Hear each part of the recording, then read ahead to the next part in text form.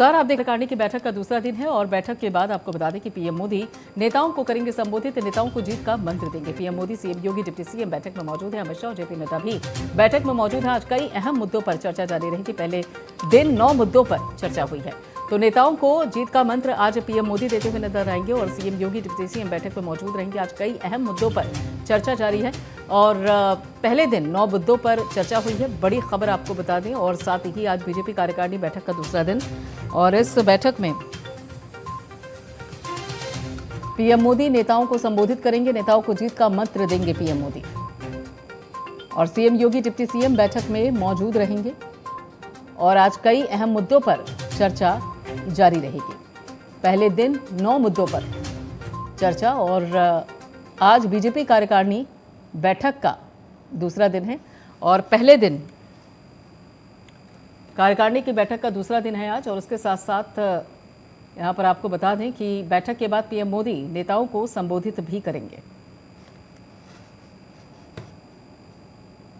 तो नेताओं को जीत का मंत्र देंगे पीएम मोदी। बड़ी खबर आपको बता दें और साथ ही तस्वीरें आपकी टेलीविजन स्क्रीन पर हैं और बड़े और दिग्गज चेहरे कार्यकारिणी के बीजेपी मुख्यालय में सीएम योगी और डिप्टी सीएम मौजूद रहेंगे और आज कई अहम मुद्दों पर चर्चा की जाएगी। उसके साथ साथ 2024 को लेकर किस तरीके की रणनीति रहनी है और आपको बता दें कि वो राज्य जहां पर विधानसभा चुनाव होना है,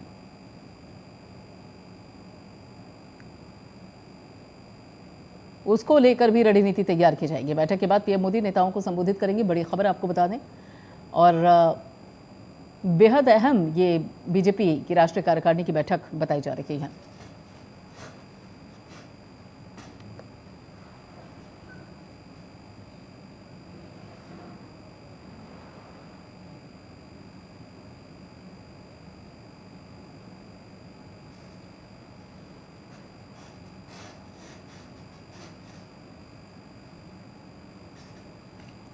कोलकाता पहुंची है टीम योगी और कोलकाता में टीम योगी निवेश का आपको बता दें कि रोड शो करने वाली है निवेश को लेकर और ऐसे में जीआईएस को लेकर निवेशकों को आमंत्रित करेगी टीम। मंत्री नंदी गोपाल यहां पे टीम की अध्यक्षता करेंगे। हजारों करोड़ के एमओयू साइन होने की उम्मीद जताई जा रही है। तो अहम खबर आपको बता दें कि कोलकाता, ये देखिए तस्वीरें आपकी टेलीविजन स्क्रीन पर।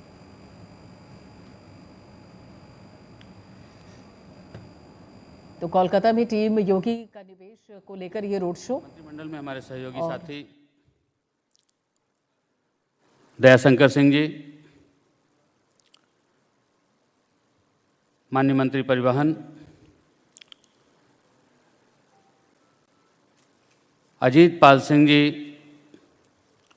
माननीय मंत्री science and technology, additional chief secretary APC Shri Manoj Kumar Singh ji, principal secretary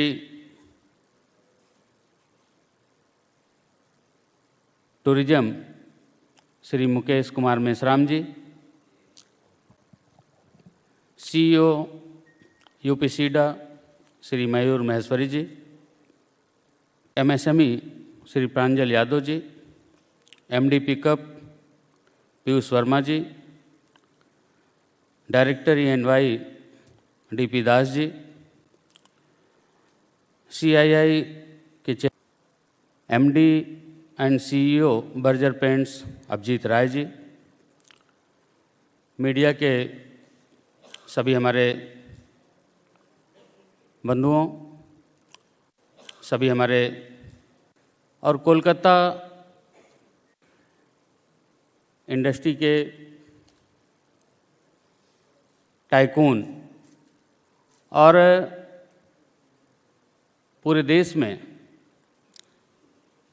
ऐसे बहुत सारे नाम यहाँ पर है जिन्होंने पूरे देश में अपने ब्रांड का नाम रोशन किया है और पूरे देश दुनिया में उनके ब्रांड को एक बड़ी पहचान है। यहाँ पर सज्जन भजनका जी हैं सेंचुरी प्लाई से। मैं सभी का, आप में से एक एक का, आप में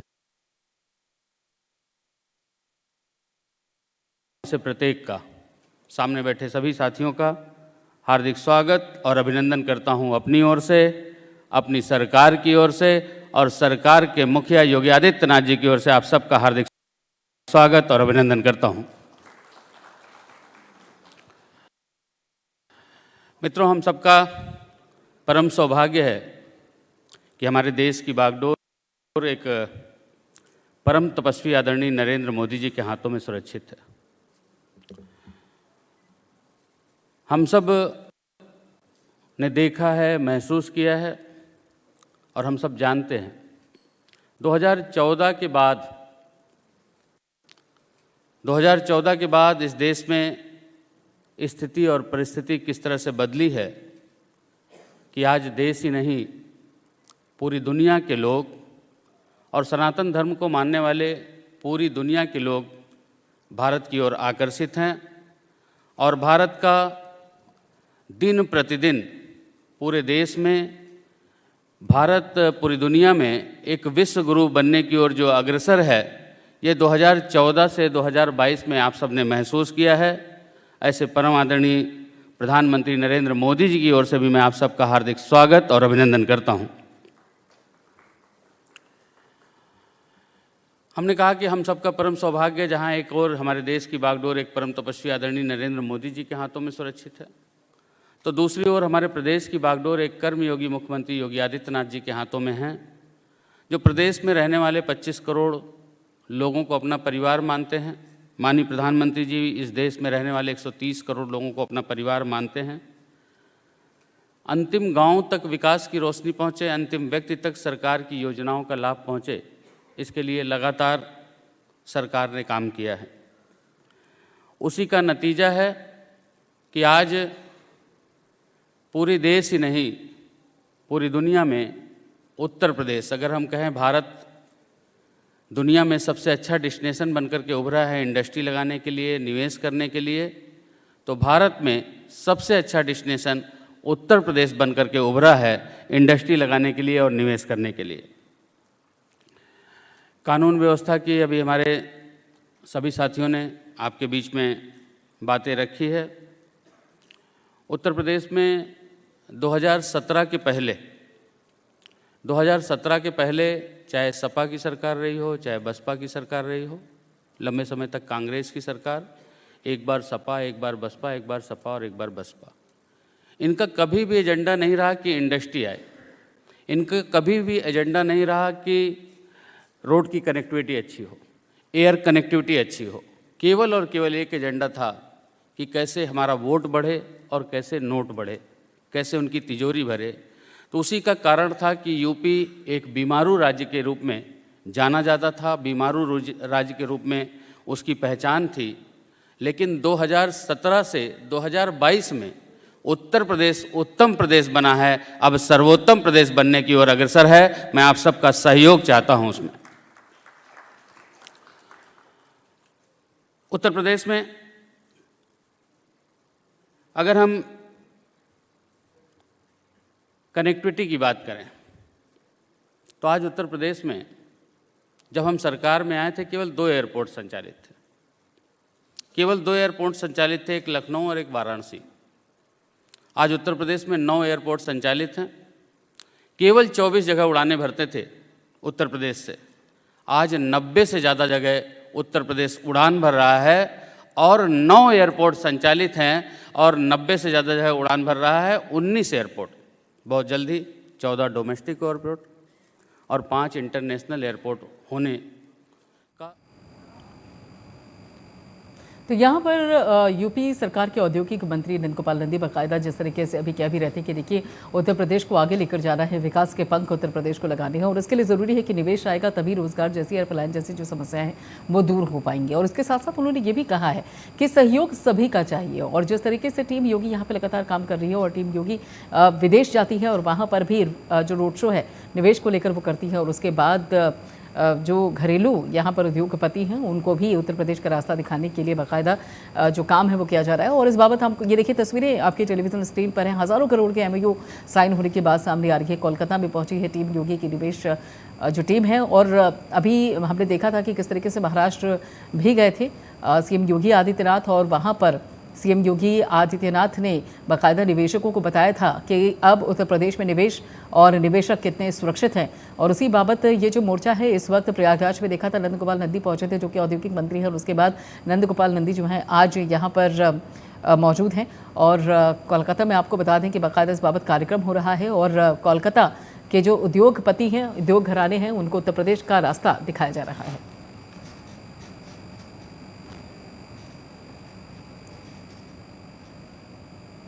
उधर बीजेपी पर अखिलेश यादव का तंज है। कहा कि अरबों के निवेश का दावा कर रही है सरकार काऊ मिल्क प्लांट का बजट नहीं दे पा रही है, और साथ ही डेयरी संचालक पशुपालकों का लाखों का भुगतान अटका हुआ है। कौन मानेगा इज ऑफ डूइंग बिजनेस के दावे का सच? सरकार अपना लगाया प्लांट ही नहीं चला पा रही है, अरबों के निवेश का दावा है करने वाली उत्तर प्रदेश की भाजपा सरकार काऊ मिल्क प्लांट का बजट तक नहीं दे पा रही है, जिससे डेयरी संचालक और पशुपालकों का लाखों का भुगतान अटका हुआ है। ऐसे में कौन इज ऑफ डूइंग बिजनेस के दावे को सच को मानेगा? सरकार अपना लगाया प्लांट ही नहीं चला पा रही है, तो दूसरों का आखिर क्या होगा? तो हम खबर आपको बता दें कि अखिलेश यादव का ये बीजेपी सरकार पर तंज, और इस तंज के चलते उन्होंने कहा कि आखिर कौन मानेगा इज ऑफ डूइंग बिजनेस के दावे का सच? सरकार अपना लगाया हुआ ही प्लांट नहीं चला पा रही है। ये देखिए, आपको हम ट्वीट भी दिखा रहे हैं। अरबों के निवेश का दावा करने वाली उत्तर प्रदेश की भाजपा सरकार काऊ मिल्क प्लांट का बजट तक नहीं दे पा रही है, और जिससे डेयरी संचालक और पशुपालकों का लाखों का भुगतान अटका है। ऐसे में कौन इज ऑफ डूइंग बिजनेस के दावे का सच मानेगा? सरकार अपना लगाया प्लांट ही नहीं चला पा रही है, तो दूसरों का क्या चलाएगी? यहाँ पर डेयरी संचालक पशुपालकों का लाखों का भुगतान अटका हुआ है, वही पूरी तरीके से नहीं हो पा रहा है। तो आखिर इज ऑफ डूइंग का जो बिजनेस जो दावा है यहाँ पर योगी सरकार का, आखिर उसकी हकीकत क्या है? इसी मसले को लेकर अखिलेश यादव ने ये ट्वीट किया है। मेरठ से बड़ी खबर आपको बता दें, यहाँ पर आपको बता दें कि मंत्री याकूब कुरैशी के नेक्सस पर बड़ी चोट और जानकारी सामने आ रही है कि बसपा के पूर्व मंत्री को लेकर ये अहम खबर है। याकूब एंड फैमिली की जेल शिफ्ट। बसपा के पूर्व मंत्री याकूब कुरैशी के नेक्सस पर बड़ी चोट है। ये याकूब और उसके बेटों की जेल शिफ्ट की गई है, और साथ ही यहाँ पर याकूब को सोनभद्र जेल में शिफ्ट किया गया है। तो इमरान को सिद्धार्थनगर, फिरोज को बलराम नगर जेल भेजा गया है, और जेल से पंचायत लगा रहा था याकूब, और याकूब की बैरक में मुस्लिम समुदाय के लोग शिफ्ट किए गए थे। तो मेरठ से हम खबर, याकूब एंड फैमिली की जेल को शिफ्ट कर दिया गया है, और बसपा के पूर्व मंत्री याकूब कुरैशी के नेक्सस पर बड़ी चोट है। ये याकूब और उसके बेटों की जेल को शिफ्ट कर दिया गया है, और जानकारी के सामने आ रही, याकूब को सोनभद्र जेल में शिफ्ट किया गया है, और साथ ही इमरान को सिद्धार्थनगर, फिरोज को बलराम नगर शिफ्ट किया गया है, और जेल में पंचायत लगा रहा था याकूब। और यही कारण है जिसके चलते ये फैसला किया गया है। याकूब के बैरक में मुस्लिम समुदाय के लोग शिफ्ट किए गए थे। और ये मेरठ से बड़ी खबर, याकूब एंड फैमिली की जेल शिफ्ट हुई है, और बसपा के पूर्व मंत्री याकूब कुरैशी के नेक्सस पर यह बड़ी चोट है।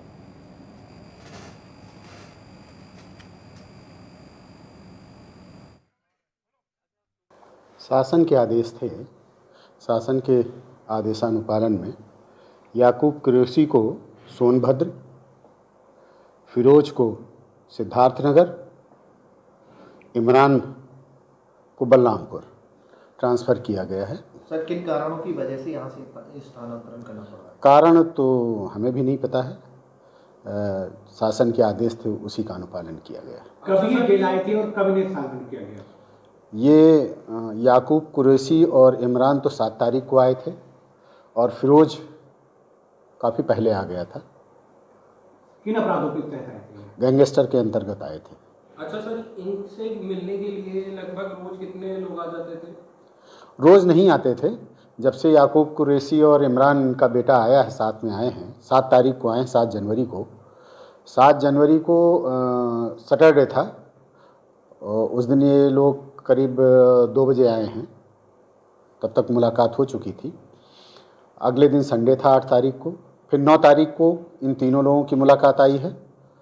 10 को मुलाकात नहीं आई है, 11 को फिर मुलाकात आई है। तीनों लोगों की मुलाकात आई है, जिन पे 3 लोग ही आए हैं। और 12-13 मुलाकात नहीं आई है।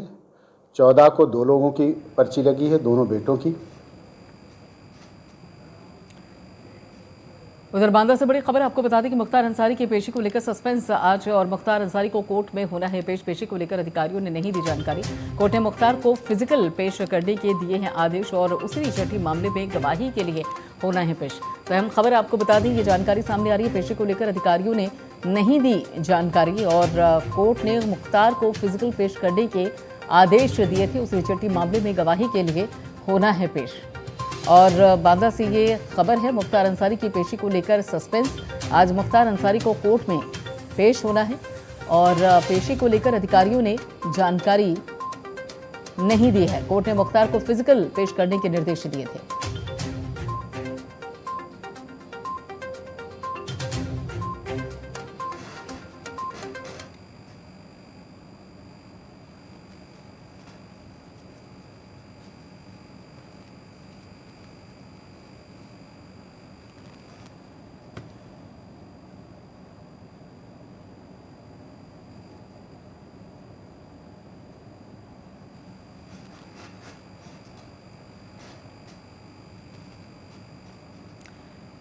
उधर प्रयागराज से बड़ी खबर आपको बता दें कि अब्बास अंसारी से जुड़ी खबर है। अब्बास अंसारी के विवादित बयान मामले में सुनवाई। विवादित बयान मामले में हाईकोर्ट में आज सुनवाई है। चार्जशीट रद्द करने की मांग पर होगी सुनवाई। अब्बास अंसारी ने चार्जशीट रद्द करने की मांग की है। चार्जशीट रद्द के लिए हाईकोर्ट में याचिका दाखिल की गई है। अधिकारियों को धमकाने के आरोप में दर्ज हुआ था मुकदमा। हाईकोर्ट में आज अब्बास अंसारी की याचिका पर सुनवाई होगी। तो अहम खबर आपको बता दें, अब्बास अंसारी ने चार्जशीट रद्द करने की मांग की और चार्जशीट रद्द के लिए हाईकोर्ट में याचिका दाखिल की गई है। अधिकारियों को धमकाने के आरोप में दर्ज हुआ था मुकदमा और हाईकोर्ट में आज अब्बास अंसारी की याचिका पर सुनवाई और साथ ही अब्बास अंसारी से जुड़ी हुई ये खबर आपको बता दें और अब्बास अंसारी के विवादित बयान मामले में सुनवाई हुई है। विवादित बयान मामले में हाईकोर्ट में आज सुनवाई है और इस बाबत चार्जशीट रद्द करने की मांग पर सुनवाई होगी। दरअसल 2022 के विधानसभा चुनाव के दौरान जब प्रचार हो रहा था तो उस दौरान अब्बास अंसारी भी चुनावी मैदान में ताल ठोक रहे थे और मऊ में जब वो प्रचार कर रहे थे चुनाव को लेकर तो उस दौरान उन्होंने अधिकारियों को लेकर बड़ा विवादित बयान दिया था और वो बयान इतना गरमाया कि उसके बाद बीजेपी के नेताओं ने बाकायदा मामला दर्ज करवाया था और उसी बाबत ये सुनवाई है और इसमें चार्जशीट जो पुलिस ने दाखिल की है उस चार्जशीट को रद्द करने की जो मांग है वो याचिका में अब्बास अंसारी ने की है। अब देखना ये होगा कि जब सुनवाई होगी तो सुनवाई के बाद क्या निकल कर सामने आता है।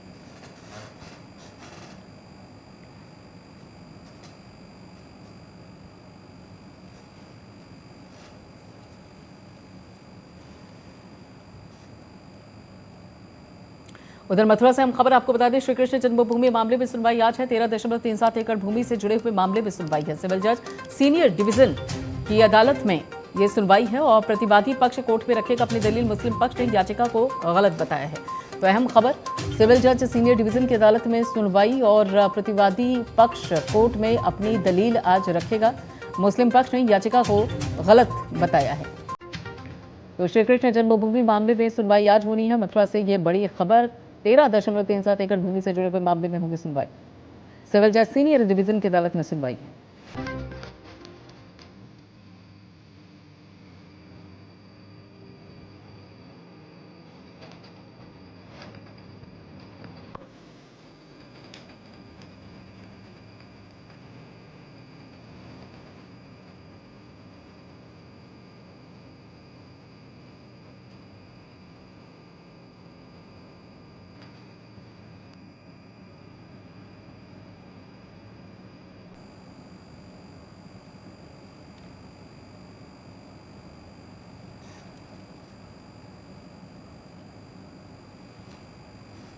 उधर कानपुर से बड़ी खबर आपको बता दें, इरफान सोलंकी की जमानत अर्जी खारिज हुई है और साथ ही गैंगस्टर कोर्ट में अर्जी खारिज हुई। भाई रिजवान सोलंकी की जमानत अर्जी भी खारिज हुई है। महाराजगंज जेल में बंद है सपा विधायक इरफान सोलंकी और कानपुर जेल में बंद है भाई रिजवान सोलंकी। तो अहम खबर, बड़ी खबर, भाई रिजवान सोलंकी की जमानत अर्जी भी खारिज हुई है और साथ ही आपको बता दें कि महाराजगंज जेल में बंद है सपा विधायक इरफान सोलंकी।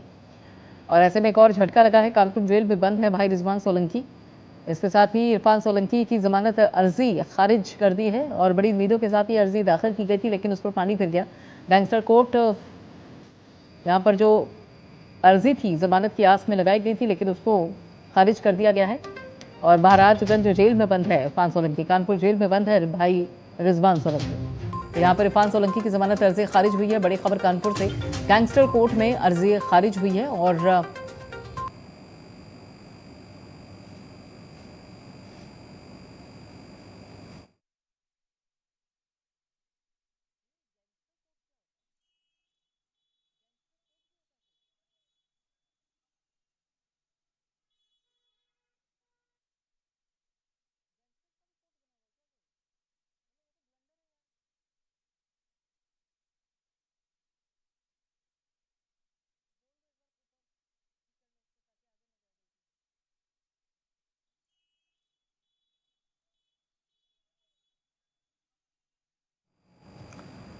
तो आपको बता दें कि इरफान सोलंकी की जमानत अर्जी खारिज हुई है और इस बाबत यहाँ पर महाराजगंज जेल में बंद है इरफान सोलंकी और गैंगस्टर मामले में जो अर्जी है वो खारिज हुई है।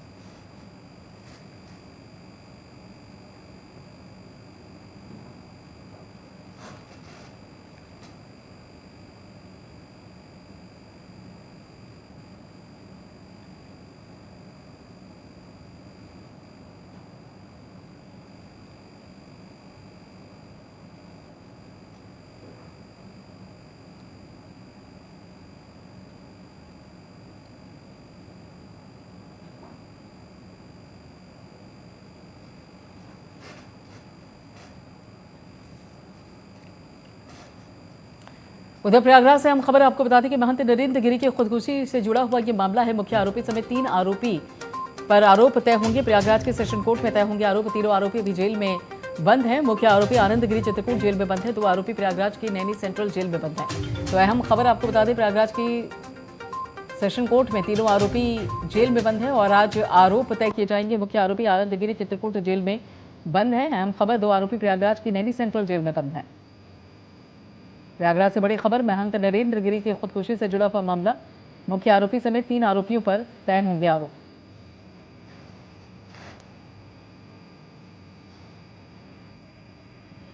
उधर लखनऊ विश्वविद्यालय में भिड़े छात्र के 2 गुटों में विवाद हुआ है। एबीवीपी और आयसा के छात्र आपस में भिड़े हैं और इसके साथ साथ आपको बता दें कि हैदराबाद यूनिवर्सिटी का छात्र था रोहित। दोनों तरफ से जमकर नारेबाजी भी हुई है। विरोध बढ़ने पर पुलिस ने लाठियां चलाई हैं। तो अहम खबर, एबीवीपी और एआईएसए के छात्र आपस में भिड़ गए हैं और रोहित वेमुला की प्रार्थना सभा में यह हंगामा हुआ। तस्वीरें ये देखिए आपकी टेलीविजन स्क्रीन पर है।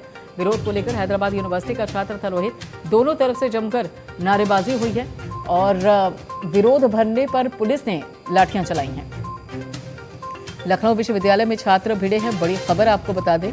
और छात्र के 2 गुटों में ये विवाद हुआ है। विवाद को लेकर तस्वीरें आपकी टेलीविजन स्क्रीन पर है। एबीवीपी और आयसा के छात्र आपस में भिड़ गए हैं।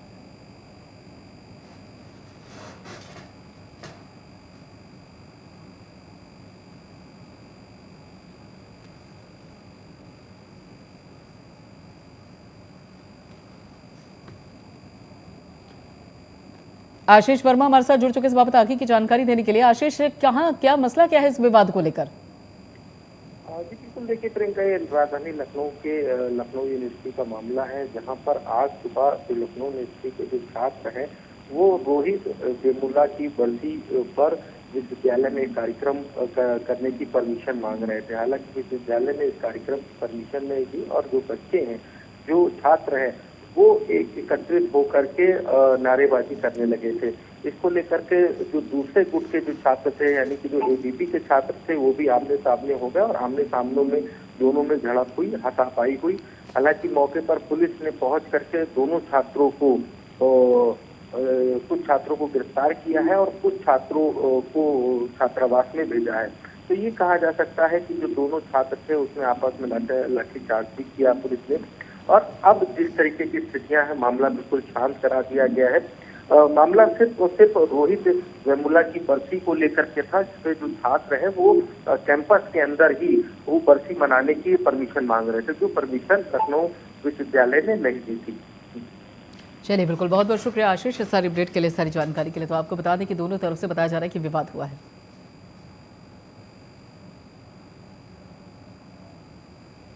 चलिए, फिलहाल इतना ही। बाकी खबरों के लिए आप जुड़े रहिए प्राइम न्यूज़ के साथ।